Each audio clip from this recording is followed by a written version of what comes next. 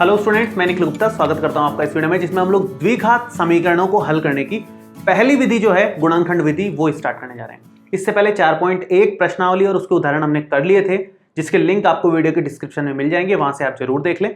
शुरू करेंगे 4.2 के एग्जाम्पल्स। तो तीसरा उदाहरण है गुणनखंड द्वारा इस समीकरण के मूल ज्ञात करने हैं। मूल ज्ञात करने का मतलब है इसको हल करना है और x के मान निकालने हैं, उन्हीं को मूल बोलते हैं हम। जो द्विघात समीकरण के हल होते हैं उनको मूल बोला जाता है। ठीक है, अब देखो द्विघात समीकरण को हल करने की गुणनखंड विधि जो है वो ऑलरेडी हम लोग सीखी हुई है। कहां सीखी हुई है? बहुपदों में हमने सीखी थी सेकंड चैप्टर में, और 9th क्लास में भी सीखी थी आपने, जिसमें आप इस वाली टर्म को ब्रेक करते थे, दो गुणनखंड बना लेते थे, उसको जीरो के बराबर करते थे, और बहुपदों में तो शून्यांक निकालते थे। यहां पर मोल निकालेंगे, मतलब बहुपद में उस चीज को शून्यांक बोलते थे, यहां पर उसको मोल बोलते हैं। सेम पैटर्न है, बिल्कुल भी फर्क नहीं है। मैं शुरू करता हूं, आपको समझ में आ जाएगा। देखते ही एक बार वही देखिए, 2x² माइनस 5x प्लस में 3 इक्वल में 0 है। अब कैसे करते थे हम? बीच वाली टर्म को ब्रेक करते थे। जैसे बीच में क्या है? माइनस का 5।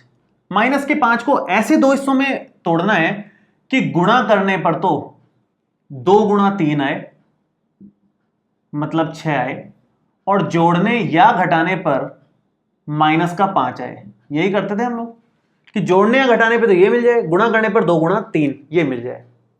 तो ऐसी कौन सी दो संख्याएं हो सकती है जिनके गुणा में तो 6 आए और जोड़ने घटाने पे माइनस का 5 आए? तो ऐसी संख्याएं देखो, या तो हो सकती है -2 और -3, क्योंकि -2 को -3 से गुणा करेंगे तो प्लस का ही 6 आएगा, लेकिन -2 को -3 से जोड़ेंगे तो माइनस का 5 आएगा। तो -2 और -3 हम ले सकते हैं। तो यहां पर क्या बनेगा देखो ध्यान से, ये हो गया 2x की घात 2 माइनस का 2x माइनस का 3x और प्लस का 3 बराबर में 0। मैंने माइनस के 5x को -2x और -3x में ब्रेक कर दिया, ऐसे दो हिस्सों में जिसका गुणा तो 6 आ रहा है, प्लस का जोड़ने या घटाने पर माइनस का 5 आ रहा है। ऐसी सिचुएशन है। एक खास बात जो ध्यान देने की है वो ये है कि जरूरी नहीं है कि आप पहले माइनस का 2x लिखो फिर माइनस का 3x लिखो। आप चाहो तो पहले माइनस का 3x लिख सकते हो, बाद में माइनस का 2x लिख सकते हो। आंसर पे कोई फर्क नहीं पड़ेगा, हमेशा फिक्स है ये बात। ठीक है, इन दोनों में से कॉमन लेना है। नेक्स्ट स्टेप फिक्स है अपना, हमेशा इन दोनों में से कॉमन लेना है। कुछ कॉमन नहीं आ रहा हो तो एक कॉमन लोगे, लेकिन लोगे कॉमन दो। ऐसे ही सेम इन दोनों में से कॉमन लेना है। तो इन दोनों में से, शुरू के दो में से तो 2x कॉमन आ रहा है, 2x इसके पास भी है, इसके पास भी है। कॉमन लेने के बाद यहां क्या बचेगा? सिंगल x बच जाएगा, और माइनस में यहां पर 1 बच जाएगा। माइनस इन दोनों में से कॉमन लोगे 3 कॉमन आएगा, और ये x -1 हो जाएगा बराबर में 0। ठीक है, तो यहां पर बनेगा हमारा 2x - 3, 2x - 3 और एक ये x -1 जो कॉमन है बराबर में 0।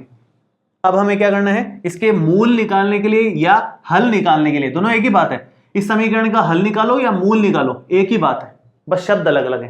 तो इसके मूल या हल क्या आएंगे? एक बार तो ये 2x - 3 को 0 के इक्वल करो, और एक बार x - 1 को 0 के इक्वल करो। हमेशा दो आंसर आएंगे आपके पास में। ऐसे दो गुणनखंड अगर बनेंगे तो दोनों को 0 के बराबर कर लेना है। तो यहां से क्या आंसर आएगा? 2x - 3 को इक्वल में 3 कर लो, तो x का एक मान तो आ गया यहां से 3/2। दूसरा मान यहां से आएगा जो कि आ रहा है प्लस का 1, -1 उधर जाकर के +1 हो गया। तो इस समीकरण के मूल क्या क्या हो गए? 3/2 तथा 1, ये इसके मूल आ गए। तो इस तरह से हल करना है मतलब। तो ये आपने 9th क्लास में भी सीखा है, 10th में भी हमने बहुपद वाले चैप्टर में सीखा ही था, पूरी प्रश्नावली इस पर थी। तो मुश्किल नहीं आनी चाहिए मेरे ख्याल से आपको इसमें। 4th नंबर देखो, द्विघात समीकरण 6x² - x - 2 = 0 के मूल ज्ञात कीजिए। सेम टू सेम बात है, हमें बीच वाली टर्म को ब्रेक करना है। किस तरह से करना है देखते हैं। 6x² - x - 2 = 0 लिखा हुआ है फिलहाल तो। अब बीच में क्या है? x के साथ -1 है, साइन के साथ उठाना है आपको, है ना। तो ये कहानी है कि गुणा करने पर तो क्या मिले हमें? गुणा करने पर तो मिले 6 और -2 का गुणा। 6 और -2 का गुणा होता है -12। गुणा करने पर तो -12 आए, और जोड़ने या घटाने पर क्या आना चाहिए? जोड़ने या घटाने पर आना चाहिए -1। कुछ नहीं है तो 1 है। जोड़ने या घटाने पर -1 आना चाहिए, गुणा करने पर -12 आना चाहिए। तो ऐसी क्या सिचुएशन हो सकती है भाई? कौन सी दो संख्याएं जिनको गुणा करने पर -12 आ सकता है? या तो 6 और 2 हो सकती है, 12 कब आ सकता है, या तो 6 और 2 से आएगा या 4 और 3 से आएगा। 6 और 2 को जोड़ने और घटाने पे -1 तो आ नहीं सकता, 4 और 3 को जोड़ने और घटाने से -1 आ सकता है। तो यहां पर आप 4 - 3 करोगे तो प्लस का 1 आएगा, लेकिन माइनस का 4 और प्लस का 3 करोगे तो माइनस का 1 आ जाएगा। भाई 4 - 3 करोगे तो प्लस का 1 आएगा, वो तो अपने काम का नहीं है, अपने काम का है माइनस का 1। तो ये साइन विशेष ध्यान देना है आपको, माइनस का 4 प्लस का 3 करोगे तो -1 आएगा, उसके अकॉर्डिंग चलना है। तो यहां पर फिलहाल क्या बनेगा देखो ध्यान से, 6x की घात 2 माइनस का 1x की जगह आप लिखोगे माइनस का 4x प्लस का 3x, माइनस का 4x प्लस का 3x और माइनस का 2 बराबर में 0। आप इसको इधर और इसको इधर भी लिख सकते थे, कोई फर्क नहीं पड़ने वाला है कभी भी। आगे का स्टेप है कॉमन लेने वाला, इसमें से कॉमन लोगे, इसमें से कॉमन लोगे, तो क्या कॉमन आ रहा है, पहले 2 में से तो कॉमन आएगा, एक तो 2 कॉमन आ रहा है क्योंकि 6 में भी भाग जा रहा है, 4 में भी जा रहा है। एक x कॉमन आ रहा है, x तो आएगा ही हमेशा पहले वाले में से। तो 2x अगर कॉमन ले लोगे तो 6 को 2 से भाग दोगे तो 3 बचा, और 2 घात में से 1 घात गई तो 1 घात बची, माइनस 4 में 2 का भाग दोगे 2 बचा, ये x इधर से पूरा बाहर आ गया, ये बचा अपना। अब आगे के 2 में से कुछ कॉमन ही नहीं आ रहा, 3x और 2 में से कुछ कॉमन ही नहीं आएगा। जिसमें से कुछ कॉमन नहीं आता है तो एक कॉमन ले लो, जिसका कोई नहीं है ना उसका 1 है, यहां पर सबका मालिक 1 है यहां पे, तो ये 3x - 2 बराबर में क्या हो जाएगा 0। अब यहां पर 3x - 2 कॉमन आ गया दोनों में से बाहर, और 2x + 1 इक्वल में 0, ये बन गया हमारा। तो यहां पर एक तो 3x - 2 को 0 के इक्वल करो और एक 2x + 1 को 0 के इक्वल कर लो। तो यहां से क्या बनेगा, यहां से 3x = 2 आ जाएगा, तो x की वैल्यू आ जाएगी 2/3। सेम ऐसे यहां पर अगर 2x की वैल्यू देखें तो -1 आ रही है, और x की वैल्यू आ जाएगी यहां से -1/2। आपको सिंपल में गुणनखंड निकालने के बाद में अलग अलग 0 के बराबर कर देना है। सिंपल में x के जो मान आएंगे वो मूल ही हैं, उस गुणनखंड को सॉरी उस समीकरण को आपने हल किया है और मूल निकाले हैं, तो 2 मूल आ गए यहां पर, ये दोनों। ठीक है, ये तरीका है द्विघात समीकरण को हल करने का। आगे के उदाहरण करते हैं, एक बार देखो।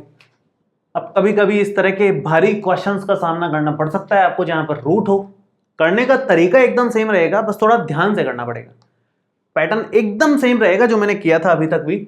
इसके मूल निकालने हैं तो एक बार ये लिख लेते हैं, 3x² - 2√6x प्लस में 2 बराबर में 0। अब थोड़ा ध्यान दें आप, ध्यान देने की बात यह है कि जोड़ने या घटाने सॉरी गुणा करने का देख ले पहले। तो गुणा करने पर आएगा 3 × 2 मतलब 6 के बराबर, और जोड़ने या घटाने का आएगा यहां पर माइनस का 2√6, माइनस का 2√6, ये जोड़ने या घटाने का है, और गुणा करने का सिंपल 3 दूना 6 है यहां पर। ठीक है, अब ऐसी दो संख्याएं ढूंढनी है भाई जिसके गुणा तो 6 आए, गुणा तो 6 है, जोड़ने या घटाने पर 2 बार √6 आ जाए। 2√6 का मतलब क्या है, 2 बार √6 है एक तरीके से। तो भाई अगर √6 को √6 से ही गुणा कर दें, ध्यान से देखना, √6 को √6 से ही गुणा कर दें तो प्लस का 6 आ जाएगा कि नहीं आ जाएगा।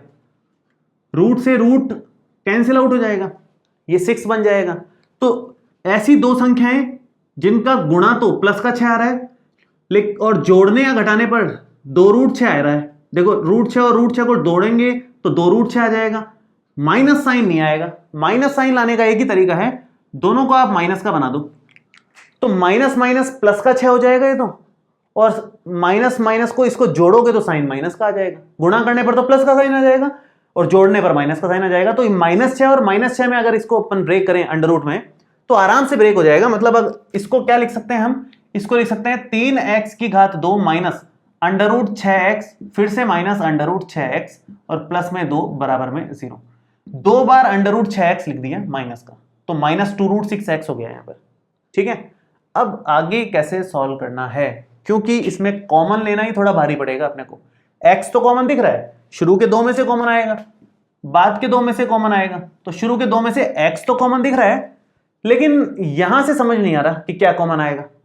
तो एक काम करो, √6 को थोड़ा सा सिंप्लीफाई करो, इसको भी थोड़ा रूट के फॉर्मेट में लिखते हैं। देखो ध्यान से कैसे लिख रहे हैं, ध्यान से देखना पड़ेगा, समझने वाली बात है ये कि 3 को हम √3 गुणा √3 तो लिख ही सकते हैं ना, क्योंकि 2 बार अंडर रूट लिखा है, इसका मतलब सिंगल हो गया, वो रूट कैंसिल हो गया। जैसे √6 गुणा √6 प्लस का 6 हो जाता है सिंपल में, तो वैसे ही √3 2 बार लिख दिया, इसका मतलब 3 ही है। लिखा क्यों है? क्योंकि आगे का सारा अंडर रूट में चल रहा है तो कंफर्टेबल रहेगा हमारे लिए। √6 को आप √3 गुणा √2 लिख सकते हो, 3 दूना 6 हो गया, ये x चल रहा है। सेम यहां भी ऐसे ही करो, इसको भी √3 गुणा √2 लिख लो, और ये 2 को भी सेम √2 2 बार लिख लो, हो गया काम खत्म। सब कुछ हमने रूट में ले लिया, अब कॉमन लेना बहुत आसान हो जाएगा। अब ध्यान से कॉमन लो, आप आराम से कॉमन आएगा। इन दोनों में से आपको साफ साफ दिख रहा होगा क्या कॉमन आ रहा है। एक तो √3 दोनों के पास है, साफ साफ दिख रहा है, और एक सिंगल x दिख रहा है जो दोनों के पास है। तो √3x कॉमन आ रहा है, यहां से क्या बचेगा अंदर? √3x ही बच जाएगा, क्योंकि एक तो √3 बाहर ले लिया, 2 घात में से एक यहां आ गई, एक यहां रह जाएगी, माइनस में √2x हो जाएगा यहां पर। ठीक है, इधर अगर बात करें तो इधर √2 है यहां पर, और यहां पे √2 है, कॉमन आ रहा है आराम से। x तो नहीं आ रहा, लेकिन √2 कॉमन आ रहा है जो दोनों के पास है।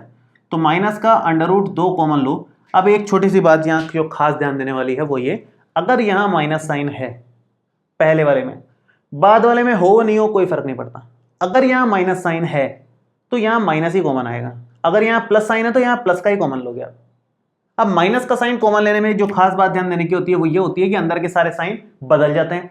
तो यहाँ पर √3x बनेगा अंदर, तो ये माइनस यहाँ ले लिया हमने, तो ये माइनस की जगह प्लस का लिख दिया हमने, और ये प्लस का है तो ये माइनस का लिखा जाएगा।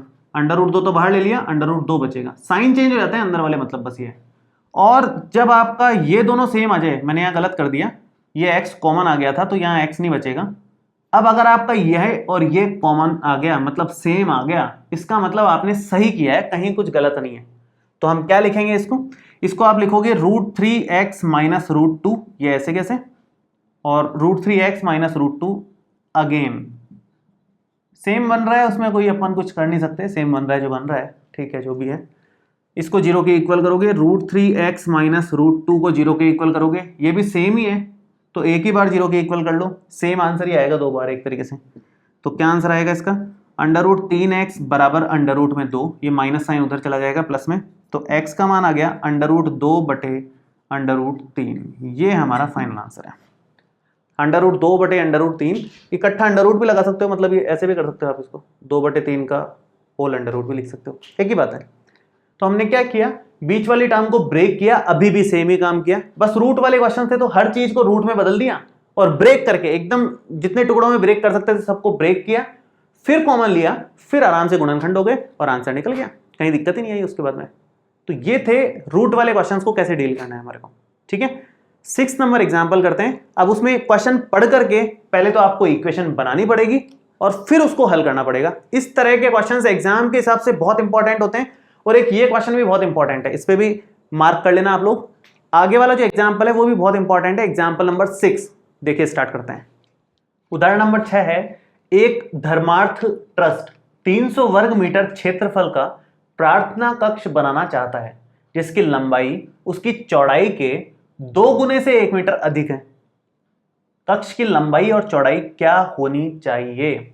ध्यान से समझेंगे। लंबाई और चौड़ाई पूछा है तो ऐसा नहीं है कि x और y मान लोगे आप, ऐसा कुछ जरूरी नहीं है। यहां पर देखो क्या दिया हुआ है, जिसकी लंबाई उसकी चौड़ाई के 2 गुने से 1 मीटर ज्यादा है। तो लंबाई किस पे डिपेंड कर रही है? चौड़ाई पर। लंबाई चौड़ाई के 2 गुने से 1 मीटर ज्यादा है, तो अगर हमारे पास चौड़ाई पता हो तो उसको दुगना करके 1 जोड़ेंगे तो लंबाई मिल जाएगी। तो किसको मानना जरूरी है? यहां पर चौड़ाई को मानना जरूरी है। तो आप यहां पर लिखोगे माना कक्ष की चौड़ाई बराबर x मीटर। चौड़ाई हमने मान ली, चौड़ाई आपने मान ली तो लंबाई अपने आप मिल जाएगी आपको। अतः लंबाई कितनी आएगी? चौड़ाई अगर आपने x मान ली तो इसने बोला लंबाई उसकी चौड़ाई के 2 गुने से 1 ज्यादा करने हैं, इसका 2 गुना करो और 1 ज्यादा कर दो, ये है इसकी चौड़ाई, सॉरी लंबाई। तो ये इस तरह का केस हो गया। ये हमारे पास आयत है जिसका क्षेत्रफल दिया हुआ है 300 वर्ग मीटर, ये क्षेत्रफल दिया हुआ है, ये लंबाई इसकी 2x प्लस 1 मीटर है और चौड़ाई इसकी x मीटर है। ये सिचुएशन है। आराम से हल निकाल सकते हो आप। क्षेत्रफल का सूत्र लगाओगे, लंबाई गुणा चौड़ाई आ जाएगा, आंसर निकल सकता है आराम से उसका। तो क्या लिखेंगे हम, यहां पर आप लिखोगे कि क्षेत्रफल का सूत्र होता है, क्षेत्रफल होता है लंबाई गुणा चौड़ाई, और क्षेत्रफल यहां पर बन रहा है हमारा 300। तो 300 बराबर लंबाई है 2x प्लस 1, चौड़ाई है x, तो 2x प्लस 1 और चौड़ाई x। करो जरा गुणा करोगे तो ये आएगा 2x की घात 2 प्लस में 1x। इसको आप इस तरफ ले लो तो 2x स्क्वायर प्लस में x माइनस में 300 बराबर में 0। ये अपना बन जाएगा। ठीक है, अब ये समीकरण बन गई जिसको हमें हल करना है। इस समीकरण को हल करने के लिए कैसे हल करें, मतलब थोड़ा ध्यान देना पड़ेगा क्योंकि संख्या बहुत बड़ी है। गुणा करने पर हमें क्या चाहिए, 2 गुणा 300 माइनस का वो भी, तो गुणा करने पर तो आना चाहिए 2 गुणा माइनस का 300 मतलब माइनस का 600। इतनी बड़ी संख्या चाहिए गुणा करने पर तो, और जोड़ने या घटाने पर प्लस का 1 चाहिए, जोड़ने या घटाने पर प्लस का 1 चाहिए। ये है सिचुएशन। अब ऐसे केस में क्या किया जाए, इतनी बड़ी संख्या के लिए आप कैसे चुनोगे कि गुणा किस किस को गुणा करने पर 600 बन सकता है। बहुत सारे केसेस बन सकते हैं इस तरह के, तो एकदम से दिमाग में आना थोड़ा मुश्किल है। ऐसे केस में क्या करो आप, अगर एकदम से दिमाग में आपके ना आ गया तो बहुत अच्छी बात है, उसमें तो कोई टेंशन की बात ही नहीं है कि जोड़ने घटाने पर 1 आ गया, गुणा करने पर माइनस का 600 आ गया, सीधा अप्लाई करो आंसर आ जाएगा। अगर एक बार में दिमाग में ना आए और क्वेश्चन थोड़े बड़े आ जाए तो फिर क्या करोगे, तो इसके गुणनखंड करो आप, 600 के गुणनखंड करो, उससे थोड़ा सा आसान हो जाता है हमारे लिए।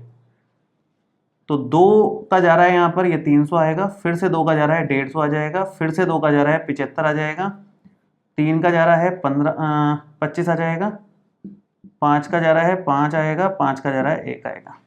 कितना बन रहा है ये, 600 को आप लिख पाओगे 2 गुणा 2 गुणा 2 गुणा 3 गुणा 5 गुणा 5। देखो यहां से थोड़ा पता करना आसान हो जाएगा। कैसे, मान लो हम 2 कॉम्बिनेशन लेते हैं, एक तो इस संख्या का ले लो, एक इस संख्या का ले लो। ये कितना होता है, 2 दूना 4 दूना 8, और ये कितना होता है 3 पंजे 15, 15 तिया 45। तो 8 और 45 को गुणा करने पर 600 तो आ रहा है, लेकिन 8 और 45 का जोड़ने या घटाने पर 1 तो नहीं आएगा। तो ये 2 कॉम्बिनेशन तो ठीक नहीं है। कुछ और कॉम्बिनेशन लेके देखते हैं, इस तरफ थोड़ी सी बढ़ाते हैं क्योंकि यहाँ गैप बहुत है ना, हमें तो केवल 1 का गैप चाहिए उनमें, जोड़ने या घटाने पर 1 आ जाए। ऑब्वियसली घटाने पर ही 1 आएगा, जोड़ने पर तो क्या 1 आएगा, है ना। इतना हिस्सा देखो आप एक बार, यहाँ तक का और यहाँ का अलग करते हैं। तो यहाँ का अगर आप देखते हो तो 2 दूना 4 दूना 8 दिया, 24 यहाँ से आ रहा है, 25 यहाँ से आ रहा है, 24 और 25 का गुणा, मतलब बीच में तो गुणा ही है, 24 और 25 का गुणा 600 बनता है। दूसरा 24 और 25 में गैप भी कितना है, 1 का, आराम से बन सकता है ये। क्या बनेगा ये, आप यहाँ लिखोगे 2x की घात 2 प्लस का 1x बनाना है ना, तो 25x में से 24x माइनस कर दो तो 1x बच जाएगा, और 25 और माइनस 24 का गुणा माइनस का 600 ही आएगा, माइनस में आ भी रहा है, कोई टेंशन नहीं है। ठीक है, तो माइनस का 300 आप लास्ट में लिखोगे, बराबर में 0 आ जाएगा। ये हमारी समीकरण आराम से आगे हल हो जाएगी। अब सिंपल आप कॉमन ले लो, तो इन दोनों में से देखो क्या कॉमन आ रहा है, और फिर इन दोनों में से देखो क्या कॉमन आ रहा है। कॉमन लेते हैं, ध्यान से देखें आप, यहां बनेगा इन दोनों में से सिर्फ x कॉमन आएगा, कुछ और कॉमन आ ही नहीं रहा। तो क्या बचेगा, यहां बचेगा 2x यहां से तो, और यहां से 25, और इन दोनों में से पहली बात तो माइनस यहाँ है तो माइनस तो कॉमन आएगा ही आएगा, ये तो फिक्स्ड है, अंदर कुछ भी उससे फर्क नहीं पड़ता, इधर माइनस है तो माइनस लेना है आपको।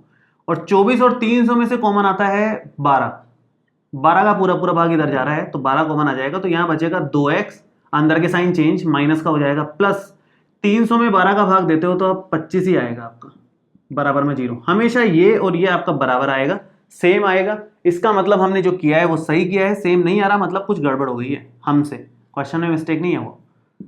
2x प्लस 25 और ये x माइनस 12 बराबर में 0।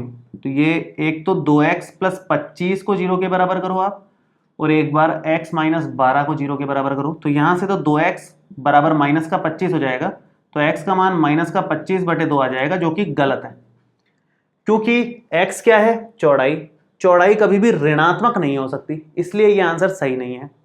यहां से देखो x का मान कितना आ रहा है, 12 मीटर, ये आंसर एकदम सही है क्योंकि ये प्लस में आ रहा है, प्लस वाला आंसर काम का है हमारे। तो चौड़ाई हमारे को मिल गई है 12 मीटर। मैं यहां लिखता हूं फाइनल क्या आंसर आया है, चौड़ाई हमारे को मिली है 12 मीटर और उसके हिसाब से लंबाई कितनी आ जाएगी, लंबाई आएगी 2x + 1 के हिसाब से 2 × 12 + 1 24 + 1 मतलब 25 मीटर, ये हमारी लंबाई आ गई। तो इस तरीके से हमने लंबाई और चौड़ाई दोनों निकाल लिए आसानी से। तो आपको क्या करना है, हमेशा क्वेश्चन को शांति से पढ़ना है, अकॉर्डिंगली पहले इक्वेशन बना लेनी है और फिर उसको बीच वाले टर्म को ब्रेक करके गुणनखंडों में तोड़ करके हल कर लेना है। कभी कभी ऐसा हो सकता है कि बीच वाले टर्म को ब्रेक करना थोड़ा मुश्किल हो रहा हो क्योंकि संख्या बड़ी आ रही हो और एकदम से दिमाग में ना आए, तो गुणनखंड करके सोचा करो कौन से दो दो के कॉम्बिनेशन बना सकते हैं हम जिससे कि बीच वाली टर्म ब्रेक हो जाए। बाकी क्वेश्चंस जितनी ज्यादा आप प्रैक्टिस करोगे उतना फास्ट आपका ये ब्रेक करने वाला सिस्टम होता जाएगा। ये प्रैक्टिस से आता है। अगर आपका अभी नहीं हो पा रहा है इसका मतलब प्रैक्टिस की कमी है, आपको क्वेश्चंस बढ़ाने पड़ेंगे प्रैक्टिस में, तब जाकर के आएगा। ठीक है, तो मेरे ख्याल से आप लोगों को समझ में आ गया होगा किस तरह से क्वेश्चंस को हल करना है गुणनखंड विधि द्वारा।